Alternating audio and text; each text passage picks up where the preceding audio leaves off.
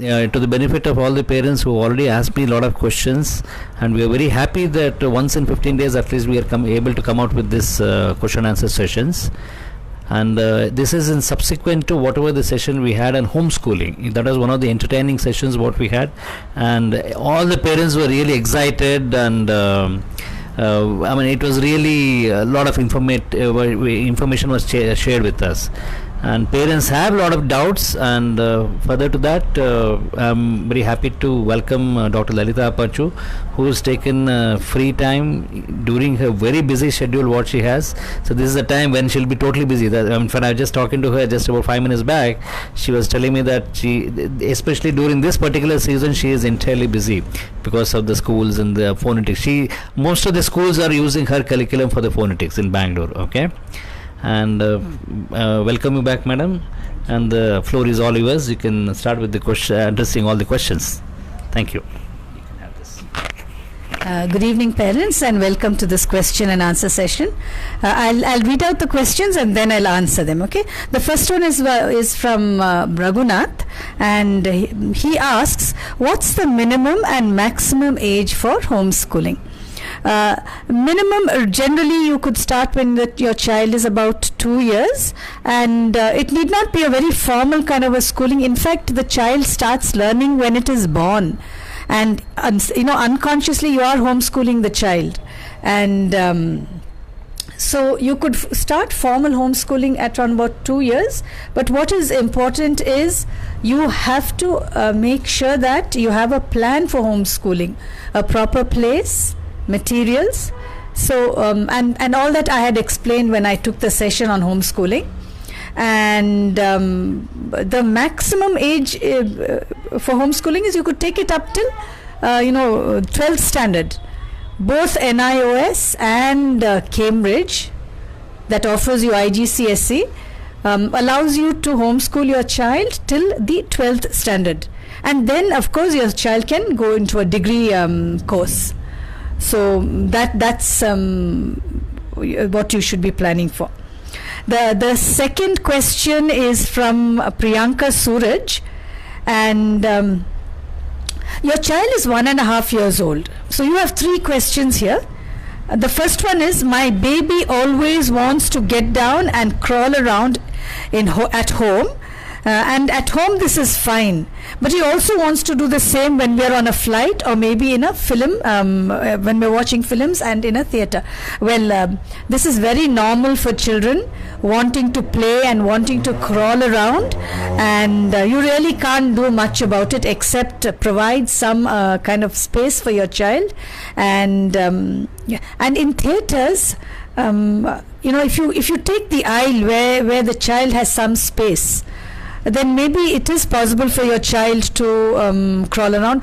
But my advice to you is, I really wouldn't recommend taking a 1.5-year-old child to a theater, because a child does not know what to do in a theater. While you're watching a movie, the child doesn't know what to do. So wait till your child is a little older to go and watch movies in a theater, because your child has to sit there doing nothing for 3 hours, and this is not normal for a child. So this is what I'd like to tell you. Your second question is, he's very fussy to eat rice, and how do I make him enjoy food? I sometimes feel that parents are a little over conscious about feeding children. A child will eat when a child is hungry, and the second mistake you'll tend to make is putting too much of food on the plate. A child cannot eat so much. So what really appeals to a child is if you can arrange the food very attractively on a plate, and very small portions of it, and if you can have variety in the food. Rice alone, you all seem to think that rice is the only good thing for a child. No, you need to make sure that the child has a variety even during one meal. So it should be a small portion of rice, another small portion of maybe a nice little fruit, another small portion of a chapati, and all very limited. And if you arrange it in a very attractive way, the child will himself or herself pick up the food and start eating it. That is number one. Number two, don't overfeed a child. If a child doesn't want, stop feeding the child. When a child is hungry, the child will eat. So if you try that, you'll find that your child will become a less fussy eater. Have a lot of variety in the food that you give the child. Don't repeat the same thing again and again, because the child tends to get bored. Another thing is, make sure that you introduce your child to healthy food, and try to avoid junk food even once in a while, because junk food is very addictive. So you don't bring it home, don't eat it in front of your child, and don't introduce it to your child. Then your child will develop very healthy eating habits. How to give toilet training? Toilet training generally starts when your child is 1.5 years old, and it need not be very formal. Keep a small little, portable potty, plastic potty, and as soon as your child gets up in the morning, just make your child just sit there and encourage your child to, go to the toilet. And every once an hour or once in 2 hours, you can make your child sit there and make it fun. Don't force your child to sit there. When your child sits there, you can sort of play with your child, or give a toy to your child, or tell a story to your child. And if your child does his or her business in that little, portable plastic potty, then you can, reward your child with a little star, or clap your hands, or say good boy or good girl. So that is the way you toilet train a child. And if you can discontinue the diapers by the time your child is 2 years old, because the problem with diapers is it becomes dry. So neither you know, nor does the child know when it has passed motion, or when it has urinated. So if you can take up, switch over to regular underwear by the time the child is 1 year, 9 months, or 2 years. And keep monitoring your child, keep watching. Whenever you sense that the child is a little uneasy, or maybe is clutching its underwear, then very gently take the child and make the child sit on this portable potty. Now this portable potty is okay till the child is about 3.5. And then what you should do is, you have what is called those little plastic, little plastic, I think it is something that you put on an adult Western toilet. It is called a potty trainer, and it has steps. So if you get that and keep it in your toilet, then the child can climb on that and sit on a regular adult toilet with this stand and do his or her business. But again, don't do this until the child is 3.5 years old. Till then, just use that portable potty. Potty training should be seen as something that is non-stressful, and so much depends on the way you are observing your child and encouraging your child to use that the portable potty, making it into something that is a very natural thing. And that is how you toilet train your child. The next is from Suma. She says, which syllabus should I follow when I do homeschooling? My friend says NIOS syllabus is not up to the mark. You use NIOS as a framework, as a kind of a guide. But if you're a very innovative parent, you can go way beyond the syllabus and curriculum and make it into a very enriched learning session for your child. So syllabus, you don't have to stick to that framework of that syllabus. The next option you have is the Cambridge syllabus, which is a little expensive but a good syllabus. So what I would suggest is, you can take up NIOS and then enrich it with a lot of other creative activities. You can enrich it with a lot of content from other syllabus and other curriculum. So there really is no limit to what you can do with your child as far as homeschooling is concerned. Then the next question is from Lakshmi. I am bad at certain subjects. If I do homeschooling, how do I cope with these issues? When you homeschool, you can always take the help of people who are good in their subjects. It could be maybe your neighbor, it could be a friend, it could be a family member, or 2-3 parents could get together and homeschool their children. This is called micro cluster homeschooling, which I had again discussed when I did the session on homeschooling. So if you feel that you're not comfortable doing a particular subject, you can always ask the help of another person, a friend, maybe a subject expert, or maybe family member who's good in the subject to help you out. And this will also be more interesting for your child. When different people come and teach different subjects, it becomes very, very interesting for your child. Then I have a question from Sudha, who says, my son does not listen to me. Whenever I say something, he says that he doesn't want to do. How can I homeschool my son? Is there any method where I can make him sit with me for learning? Sudha, I see that your child is 3.5 years. When a child is 3.5 years, it's very difficult to make the child sit and do anything. Unless you make the learning fun, unless you make it into a game, unless you make it into a very fun-filled, joyful activity, your child is not going to sit and learn. This is very normal. So if you want your child to learn something, change it into a very enjoyable activity and you start doing it. Don't call your child. And when you start doing it and your child realizes that you are enjoying it so much, your child will come and start doing the activity with you. Making a 3.5-year-old sit and learn is impossible. A child will not do it. So you make it into a learning, fun-filled, joyful game, and your child will come and learn without effort. And of course, if you keep asking your child to do something and if he says no, again this is normal, because a little child doesn't like to take orders. A little child wants to take control of activities, and that is an art. So what you should plan is, how do I get my child to take control of this activity? And you can do this only if your child sees that it is fun. Okay, so that's where the trick is. Make it fun. The next is from Sunita, and she says, and your child is 3 years and 8 months. How to set up a timetable for homeschooling? Please give me a clear pattern. CFT, that is our curriculum, has a particular timetable, but it is not a fixed timetable.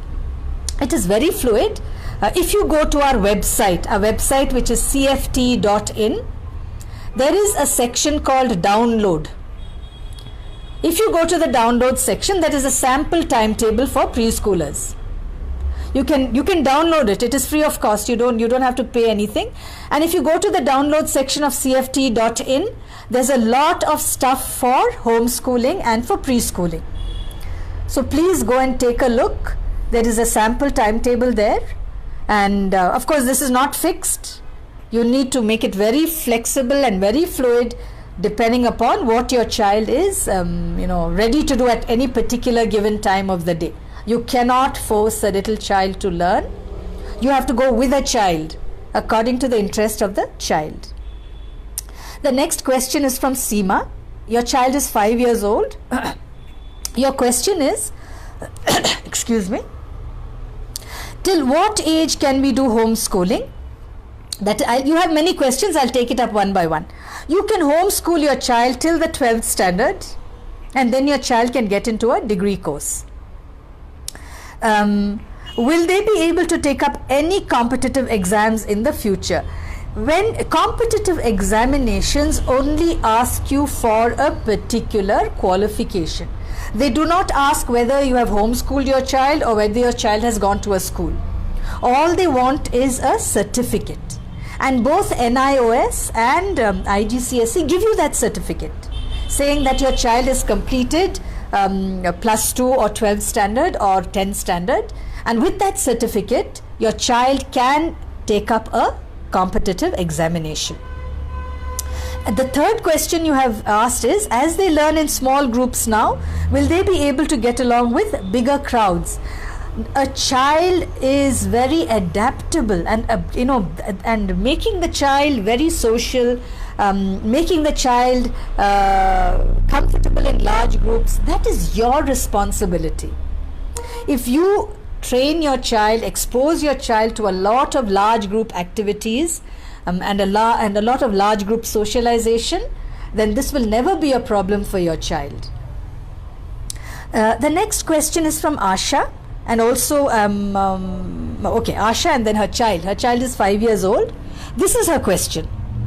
As children feel very secure now, as they are always around in a safe environment, will they be able to take up jobs in future and withstand the pressure of that atmosphere? You need to understand something about pressure.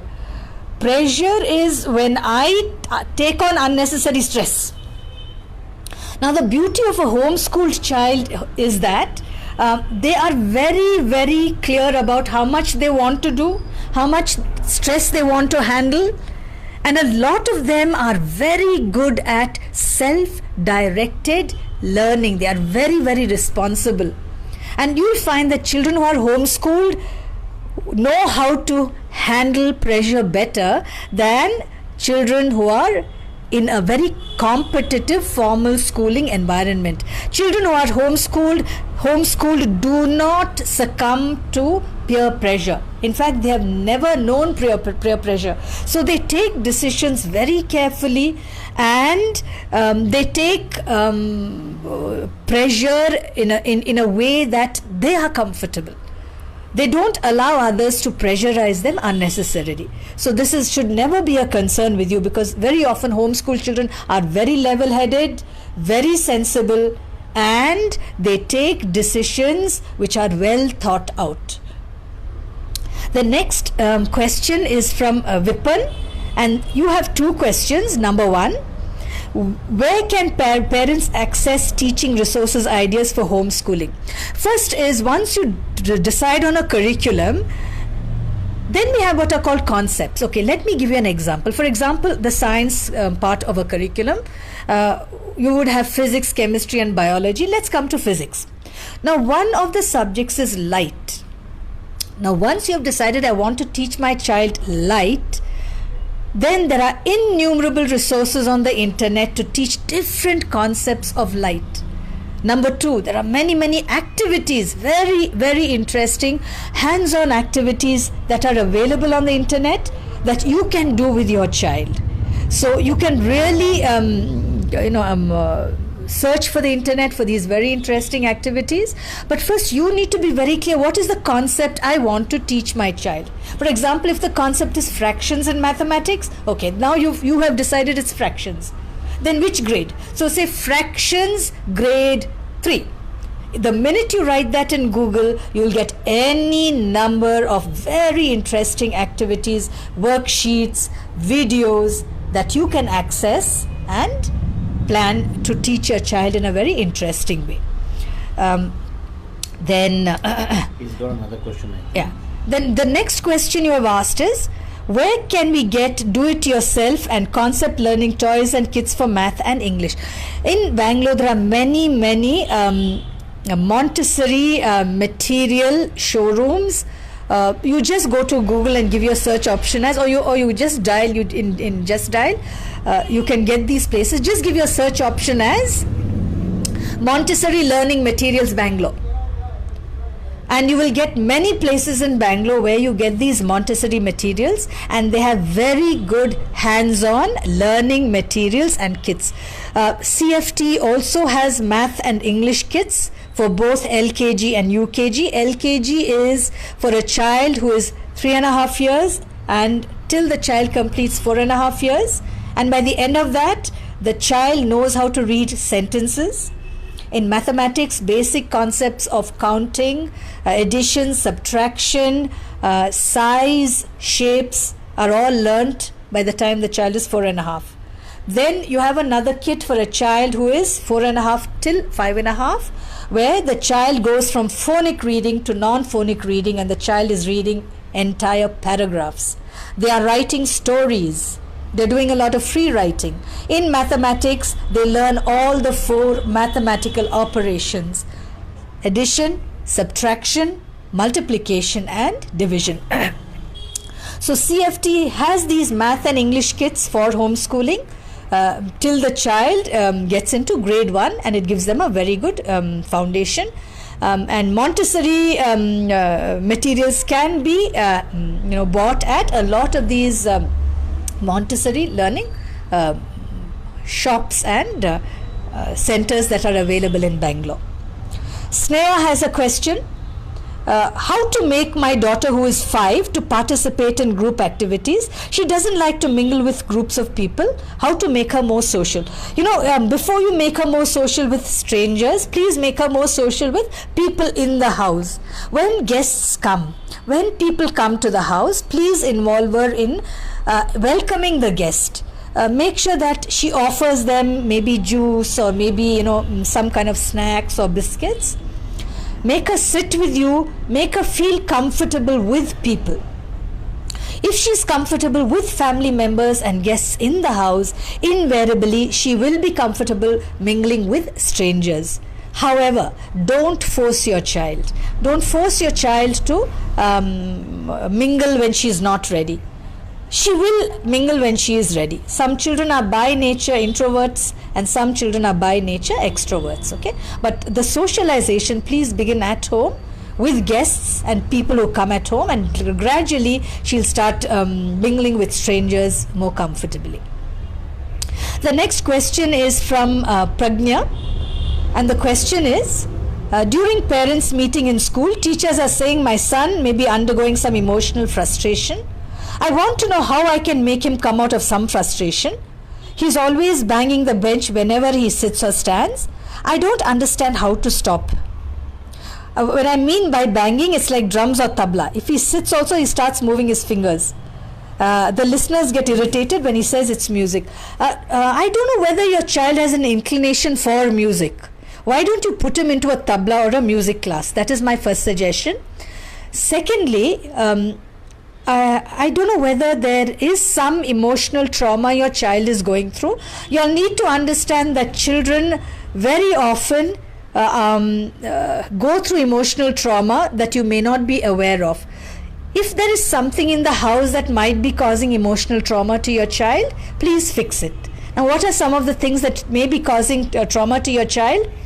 If both mother and father are working, then if the child misses the parents, that could be emotional trauma.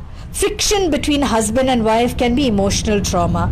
Now, if somebody is too critical of your son, and I sometimes, by what you say, I think that perhaps you also might be criticizing your child for this constant, drumming. Give your child an alternative activity. Put him into a drumming or a tabla class. And sit and talk to your child every day for at least half an hour. Don't keep asking your child what is bothering you. Just have general conversations. Reach out to your child. Let your child know that you love him. Give your child space. Give your child time. Above all, your child needs your love and affection. I think you need to spend a lot more quality time with your child and making him feel very secure and loved. If you take care of that, if you take care of your child's emotional need, then maybe this kind of behavior will come down. A child does not know how to express pain. A child does not know how to express anger. A child does not know how to express anxiety. So what does the child do? A child acts it out. A child will show you through action. You as a parent, you need to interpret this action, and somehow you need to find a solution to your child's whatever trauma or anxiety or anger that could be troubling your child. And this can only be done with your very close and loving interaction with your child. And asking a child questions like why are you angry, or why are you upset? A 3-year-old child does not understand this. You should focus more on comforting your child and making your child feel very secure and loved. That is important. The next question is from Mahalakshmi. My daughter is reluctant to speak in a non-home speaking language like Hindi and Telugu. How can I make other languages interesting to her? She's only 6 years old, and I'm sure by now she's already speaking 2 languages, the mother tongue and English. Now, don't force your child, to learn another language, but what you really could do is find nice, interesting songs in the other language, and y'all can sing these songs and y'all can learn the meaning of these songs. Songs are a wonderful way of learning a language. So if both of you, and you don't just make her learn, you learn the song, both of you learn it together, and both of you perform the song for your family members. After you learn the song, learn the meaning of the song. So this is a beautiful way for a child to learn a language. The secret really to getting children to learn is making learning fun. If you simply put a book in front of a child and say memorize, learn, children will not learn. Songs are a wonderful way of learning new languages. So if you want your child to learn a new language, pick up very short, interesting songs in these languages. There are plenty of these songs online. Learn it, learn the meaning, and both you and your child can sing it and learn the meaning. It's a wonderful way of learning a new language. The next question is from Medona. My daughter is always sticking to me. How to make her bold and independent, and if anyone is new, she is afraid. Your child is only 1.5 years old. This is very normal behavior of a 1.5-year-old child. You see, till 6 months, the child really has not learnt the difference between parent and non-parent. After 6 months, the child now knows this is my mother, this is my father, and there are other people. And it is very normal for a child to cling on to mother and father and reluctant for them to go to other people. It is very normal. Please don't force your child to go to other people. Only when your child is comfortable, let your child go. If your child is not comfortable, don't force your child, because now your child is beginning to bond with you. And this bonding is very important for your child. She will take her time. Later on, as she gets older, she will learn to go to other people. But right now, she is too tiny, and you should not be forcing her to do that, because she is learning now to bond with you. There is one question from Banu Kiran.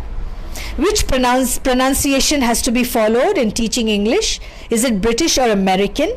Currently, we follow British. There is something called standard received pronunciation. Now, standard received pronunciation is neither British nor American. It is the good English that educated Indians speak. It is clear, very understandable, and this is the English that generally we should be teaching our children, and that is the English that most Indians are comfortable with.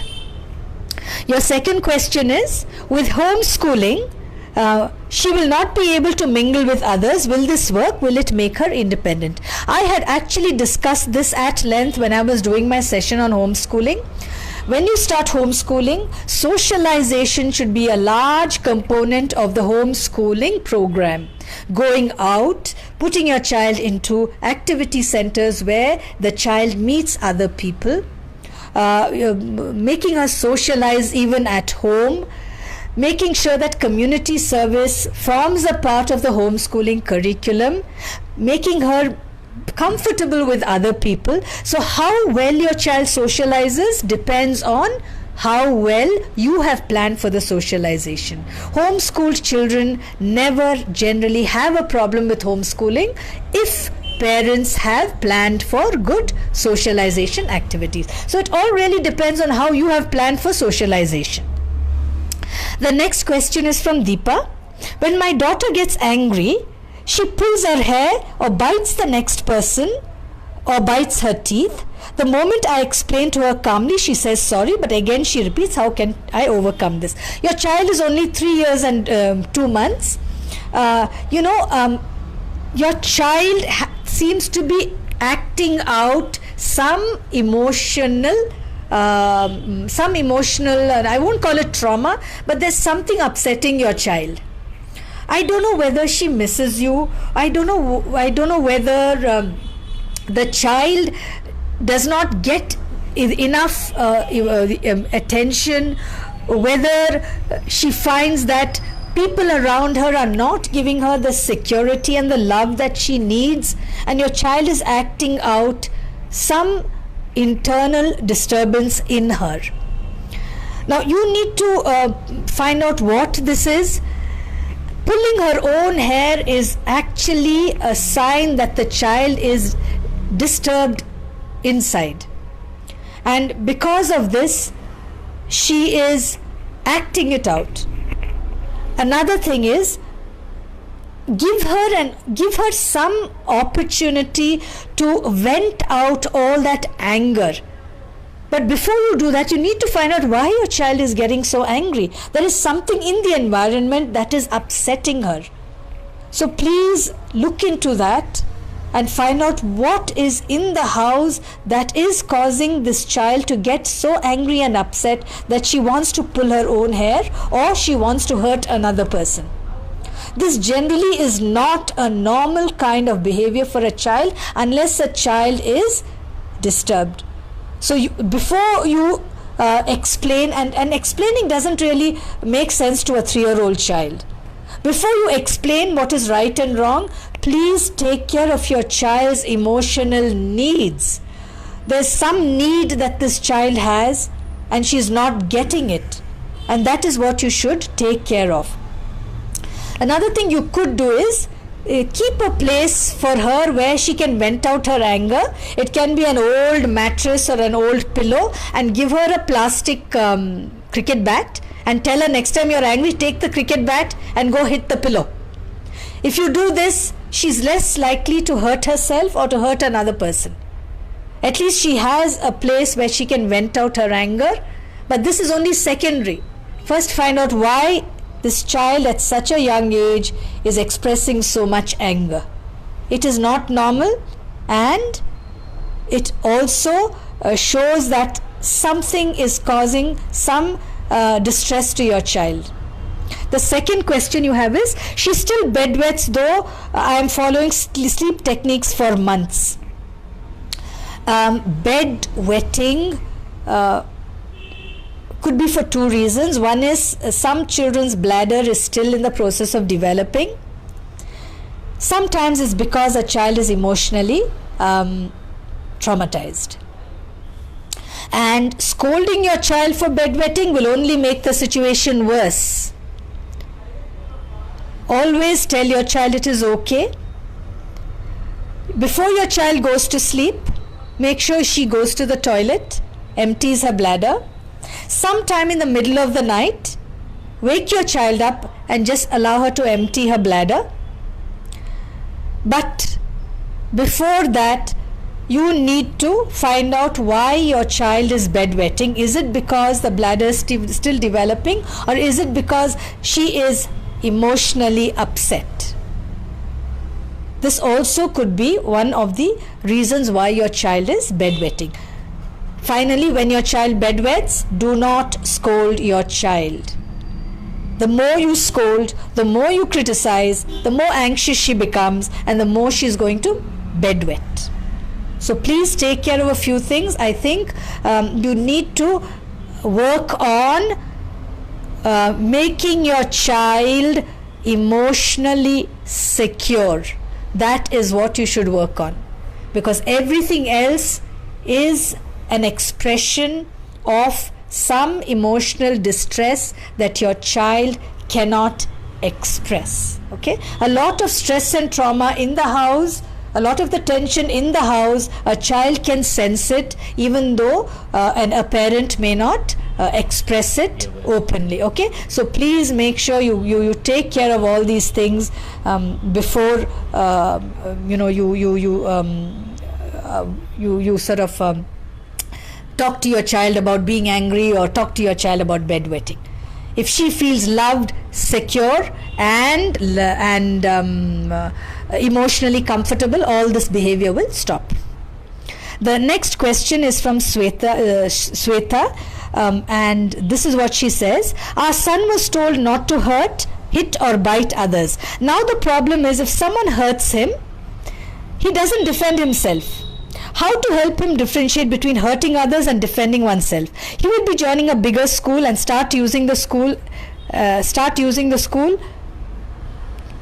think it is van next academic year. That's a very good question. Teach your child self-defense techniques.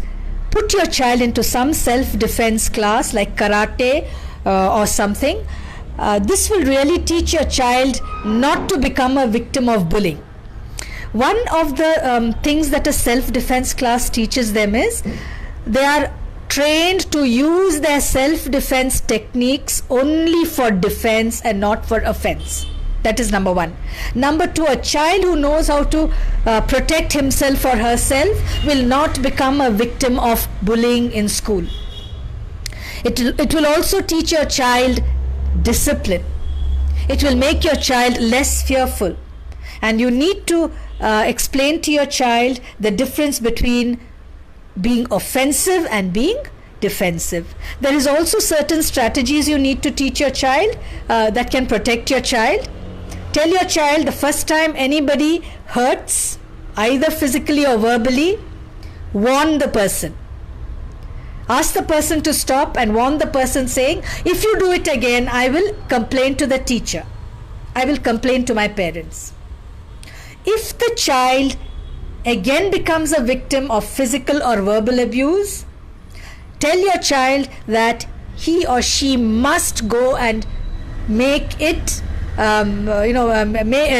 and tell a teacher or tell an adult. Make an adult aware that this kind of behavior is taking place.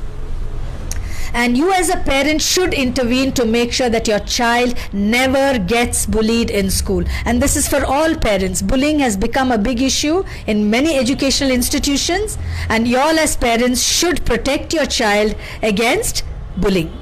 So you need to equip your child with certain strategies. And I always advise parents that if you put your child into self-defense classes, you make them both physically and mentally very, very strong, and they are less likely to become victims of bullying. So please sit and talk to your child, give your child strategies, and if you put your child into a self-defense class, he will know that if worst comes to worst, he is in a position to defend himself. So I think I think these are some of the questions. Okay, yeah. Here's another question, please. It is on the similar lanes. Okay. It is asked by one Mrs. Aishwarya Arjun. It is in continuation with whatever that question what you just now answered. The age is 1.3. When my child gets hit by some objects or by mistake, if someone hurts her, she hits back the object or that person, or she hurts or beats herself. How to stop her from this? But the only thing is the child is only 1.3. Your child is very small, and this kind of behavior is very natural. Now, you cannot explain to a 1.5-year-old child not to beat, because your child is acting out of defense. Your child is beating only because she is being beaten. Now, the first thing you need to do is talk to both the children. I think you need to take both the children. Not only one child, 1.3. Yeah, but then who's doing the beating?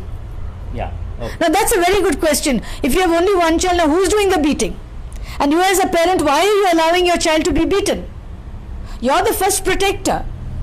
And naturally, when you're not protecting, your child will hit back. I think it's very normal. You need to know how to protect your child and make sure your child does not get abused physically, emotionally, or verbally. If the child who has beaten her is another child, take both those children, and both those children should learn that neither of them Neither of them is, is an object to be beaten. It's not that one child is good and the other child is bad. Both of them need to know that when you beat, you don't beat a human being. And your little child, when she feels that nobody is protecting me, she feels the need to hit back, which is normal behavior. So I think you need to look into this. And talking about logic and not hitting back and kindness and all to a 1.5-year-old child doesn't make sense to the child. If my mother doesn't protect, I'll protect myself and I will beat, which is very normal behavior. So I think you need to look at the other aspect of protecting your child, and also making sure that if another child is beating her, you also need to have strategies to prevent the other child from beating your child. Otherwise your child is going to hit back. Yeah, there's one more question which is online. Any idea for homeschooling syllabus for 9-year-old child? The 9-year-old child perhaps would be in standard 3. Standard 3 or 4. Both NIOS and IGCSE Cambridge, they have a syllabus for grade 3. So you have to check out that. Yeah. Any conclusion? So are there any more questions online? You're free to type in your questions, and if you have, I'll answer them. I think that's it. That's it then. Okay, so thank you, parents, and I hope I was able to clarify all your doubts. And my last bit of advice to you is take it easy when you're parenting. When I mean take it easy means don't be an easygoing parent. Enjoy parenting, but don't make small issues into something very serious. What a child really needs from you is love, affection, and unconditional support. So with these few words, I wish you a good evening, good night, and goodbye.